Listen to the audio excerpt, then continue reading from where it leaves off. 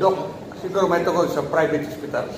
Kung sa itong order yan, sa private hospital, para magkaroon sa may pasayos na to. Sa tanan private hospitals diri sa probinsya, dili sila mo balibad og tan-aw or cater og mga pasyente nga suspected og COVID.